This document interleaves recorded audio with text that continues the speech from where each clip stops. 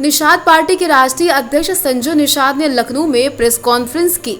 बिहार में हुई जातीय जनगणना के मुद्दे पर हुई कॉन्फ्रेंस। भाजपा में शामिल विभीषण की भूमिका निभा रहे नेता पर साधा निशाना।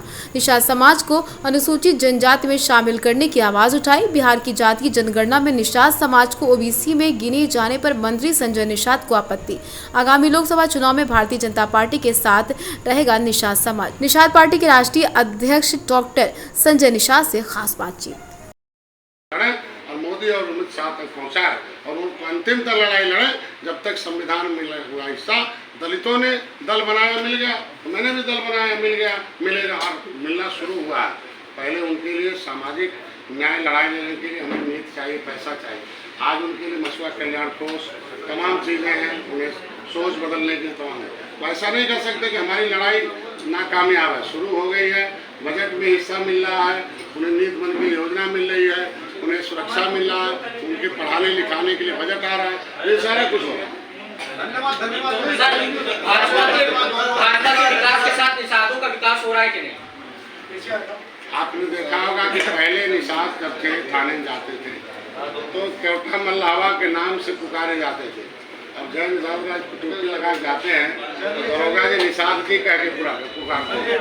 आज के दिन में पहली बार है कि उनका बात पूरा हो जाने लगे भाई। पहली बार है कि 67 साल किसी का बजट से होता है। 67 साल कांग्रेस ने 3000 बजट दिया। हम 6 साल में अगर 39,000 करोड़ बजट लाए। पिछले बार में 15,000 लोगों को लाभार्थी में 14,500 निषादों को लाभ दिया। 2-2 करोड़ 1 करोड़ की मिल 50 लाख में 60% सब्सिडी भी उन्हें आगे बढ़ा रहे हैं। तो उन्हें ट्रेनिंग देके व्यवसाय बना रहे हैं, उनकी शिक्षा के लिए। पहले राज थे, निषाद राज थे, या अयोध्या में राज था तो राम राज था, सुख का राज था। तब सब समाज सुखी था, दौड़ नहीं रहा था। अभी हम लोग विकास कर रहे हैं। आज के दिन में हम उनको सुरक्षा न्याय दे रहे हैं, लेकिन न्याय लेने के लिए उन्हें हाई कोर्ट आना पड़ता है। सचिवालय में आने के लिए सहारनपुर से, ललितपुर से, सोनभद्र से दूर दूर से आना पड़ता है। तो अगर राज्य अलग हो जाएंगे तो विकास तो गति होगी, लेकिन समाज को या जनता को थोड़ा तकलीफ कम होगी और उनको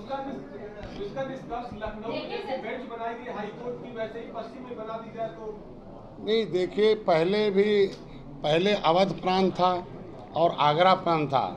जब अंग्रेज़ों के पहले हमारे प्रांत अलग अलग थे, अंग्रेज़ों ने उसे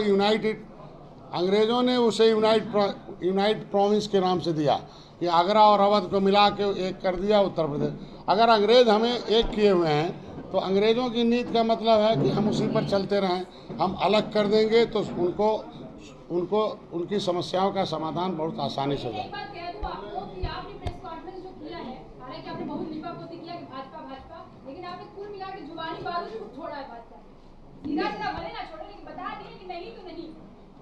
देखिए, आप जो कहना चाहते हैं, आज के दिन में जनता जनार्दन है, जनता जज है। हम लोग लीडर हैं, टीचर नहीं है।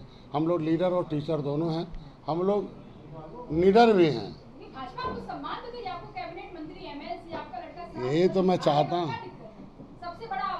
हमें अगर हम अपने आपके देखने हो गया सही, आपके देखने में हम लायक हैं कि मंत्री हो गए हैं, हम आपके देखने में ठीक हैं, लेकिन हमारे समाज पर जब हम खुद SC सूची में शामिल हैं और रोज़ 10 केस आएगा कि उनके ऊपर SC ST एक्ट फर्जी लगाया जाएगा, तो इसका मतलब हमारा उस समाज पर अन्याय हो रहा है। उसको हम कैसे रोक पाएंगे? जब हम तभी रोक पाएंगे जब उन्हें SC में गिनती कराएंगे, SC का सर्टिफिकेट दिलाएंगे। और SC में जब शामिल हैं तो वो उनका दशा दुर्दशा तो वही है ना, खराब है।